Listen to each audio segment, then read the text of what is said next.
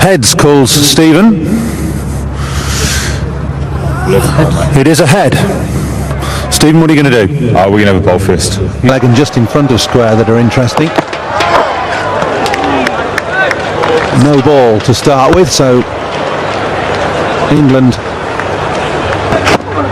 I was going to say, interesting to see if he gets any swing. He does. It's a late swing, and Michael Vaughan just gets his bat down on that, shaking his head. And I think he feels that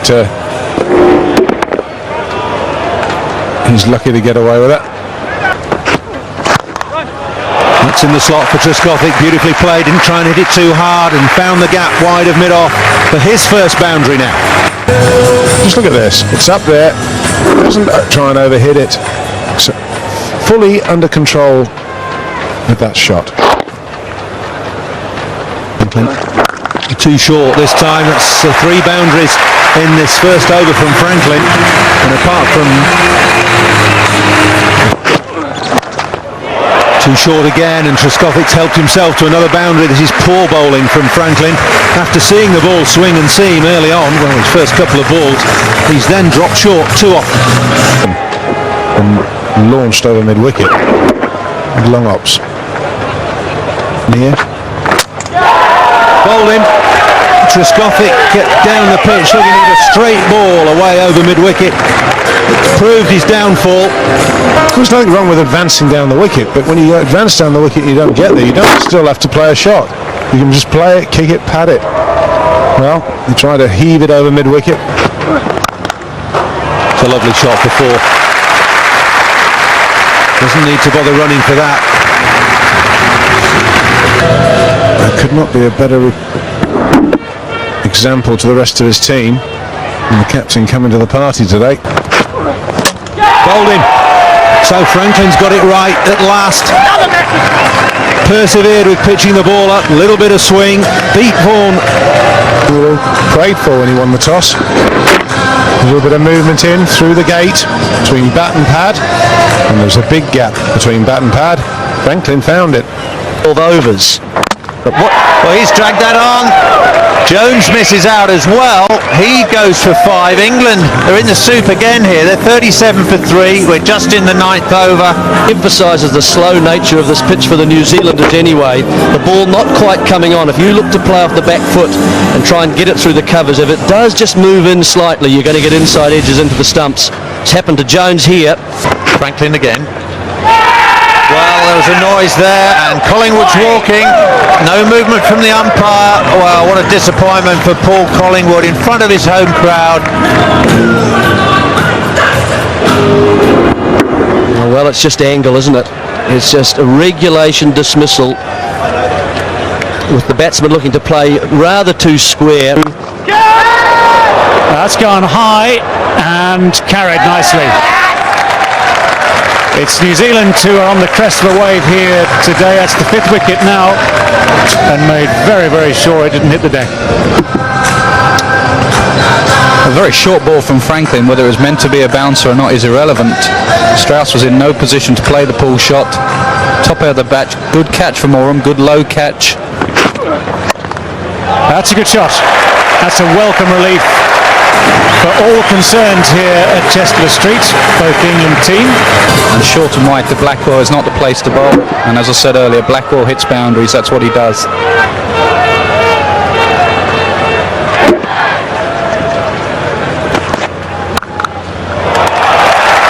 Just proves that whoever bowls, whoever bats, if the ball's in the right place, the batsman, you can still make runs here.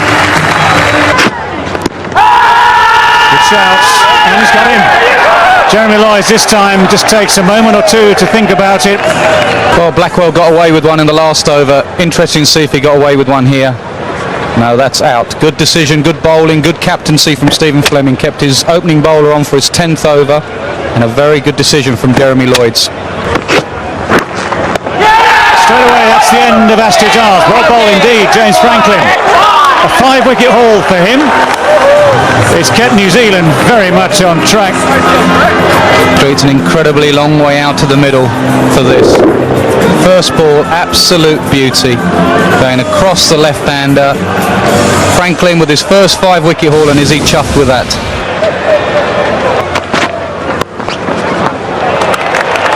Goff has got that away fine somehow, and he's going to pick up 4 for it.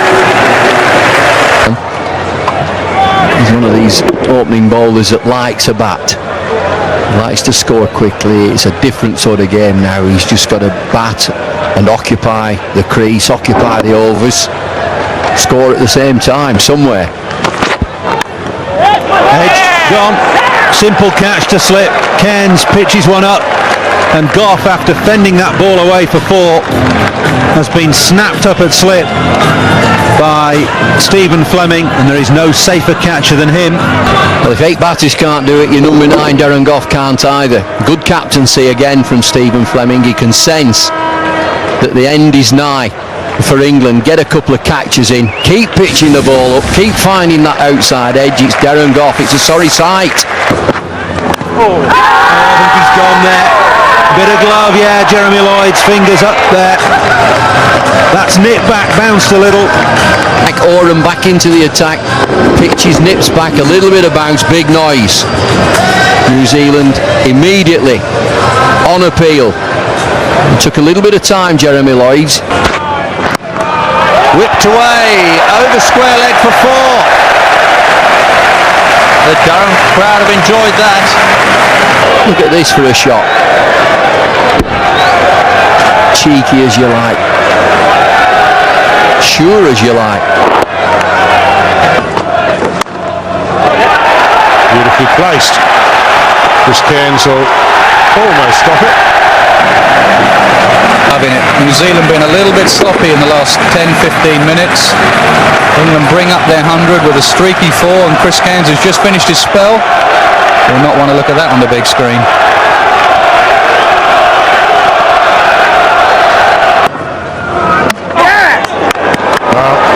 There we were talking about it. It all comes to an end. Partnership of 23 has ended. Daniel Vettori. That's a poor shot Anderson has played, really. Trying to sweep from outside off stump, just missed it. Next thing you hear is the rattle. Finally for 101. Over the moment. Cheers, bro. Need. He's bowling to Stephen Fleming with 2 slips in position. Past the outside edge first ball. Encouragement for Goff. Steaming it. That is off the glove, and that will go away for 4. Now that one's even quicker. That's 94. Even though it's gone fine, finer it goes quicker. But look, it takes the glove there as Fleming just takes it off the bat. And look, normally it goes slowly from a glove. It absorbs the pace. That's 4. It's a good, well-considered stroke from Fleming. He's watched that right onto the bat and hit it under his eye line. The pace, yes, he does hit it under the head. No ball and 4. Lovely shot from Fleming. That's probably the shot of the innings. Well, that's gone between the keeper and the leg slip, raced away for 4 runs. Harmison can hardly believe it. 8 overs bowled. Score moves on. Slip and wicket keeper, and this is a controlled shot. It's off the face of the bat. Just watch how it goes immediately down. He rolls his wrist on this. Midfielders can't be thinking that they've been unlucky. He's played that shot.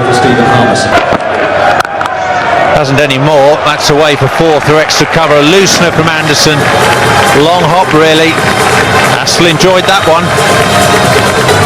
And it is a loosener, nothing more than that. No follow through, short and wide. And that's the type of delivery that New Zealand are just waiting for. So little a total, so small, 101. It's away fine. Clark will have to dive across to try and stop that, but he can't. He's fumbled it. It's rolled into the rope. Another boundary. New Zealand now racing along. Ashley Giles down there at fine leg. And James Anderson into the attack has gone 4 dot ball 4. He does have a knack of taking wickets, Anderson. Fine leg slip now. That's up and over. It flies down to Goff at third man, who takes a comfortable catch. Harmison with pace, bangs it into the pitch. Stephen Fleming going over the top. He hasn't actually controlled that. It's in the air for far too long. Here comes Goff. Safe pair of hands down at third man. Arms aloft, Steve Harmison. He's hopping around though to Harmison. Goff can't get across to cut that off. Leg buys, they all count for New Zealand. Turned past Giles on the leg side. Beautifully timed by Astle. That runs away to the boundary for 4. Kept Ashley Giles interested for a while, but that was so superbly timed by Nathan Astle. Against me otherwise, he's just defending this. Nothing more than a little turn of the wrists into the leg side. His pace of Harmison, of course, propels the ball through that mid-wicket area. Ashley Giles doesn't make any impression on this. No stroke played, and up goes the finger. Harmison strikes again. He picks up his second wicket. Nathan Astle goes for 15. New Zealand 57 for 2. Emotion shown by Nathan Astle. Is this an error? It's a big error. He elects not to play. Hawkeye's view. He's going just on the top of off stump. Nicely turned away, over pitched, onto leg stump. Giles has given up the chase already. Boundary off Styris' first ball, 61 for 2 off 10. Edged, it's wide of the first slip. The second slip has been moved across the gully. Open face, and he plays this. It's all angled down, and as ever, the players, anytime there's a semblance of an edge, the fielding side look at the big screen. Where's that gone? Through that slip cord. Now's it got there for 4? In the air and taken. That's a fine piece of bowling from Steve Harmison, and canny captaincy from Michael Vaughan.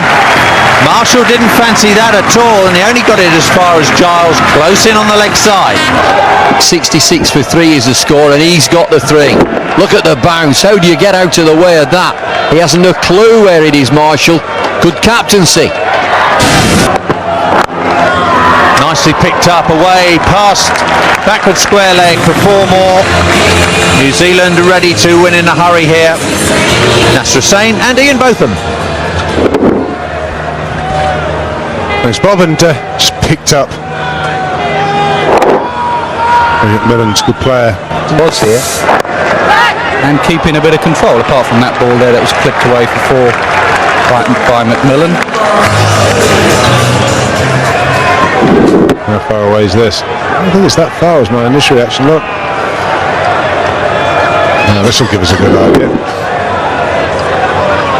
Oh, it's not that far, is it?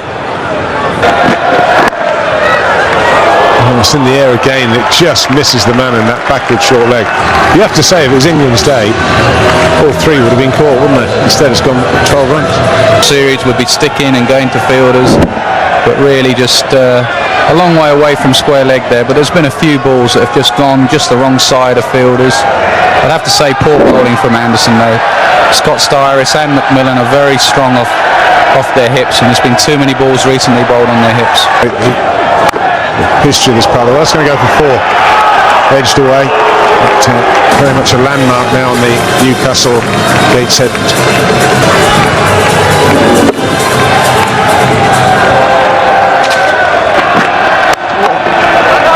Well, that's going to be the end of the game, I think. It is. A slightly false shot, but they won't worry about that. Scott Styris and his New Zealand teammates will be delighted. Disappointment for England, disappointment for the crowd here in the northeast, delight for New Zealand. Steve Harmison and some wickets. England captain, a lot on his plate. Apart from the team's performance, he'll be worried about his own performances. Any questions to be answered there? Congratulations all round. And they did it in some style. There you go, 50 over match. We barely had 50 overs in the whole match.